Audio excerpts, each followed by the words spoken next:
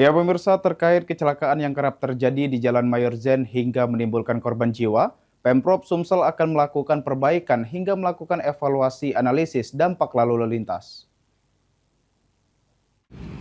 Merespon kecelakaan lalu lintas yang kerap terjadi di ruas Jalan Mayor Zen Kota Palembang hingga menewaskan seorang siswi SMA Negeri 5 Palembang.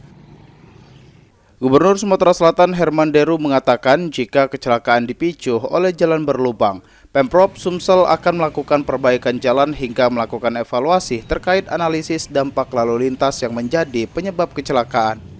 Kalau karena jalan itu kita akan suruh perbaiki jalan ini. Kalau bukan karena jalan tentu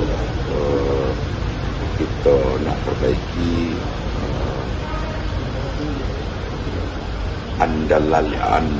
analisa dampak lalu lintasnya. Apa sih kok sering terjadi di situ? Analisis dampak lalu lintas dilakukan untuk menekan faktor-faktor yang berpotensi menjadi penyebab kecelakaan berulang di ruas Jalan Mayor Zen. Eki Saputra, PAL TV.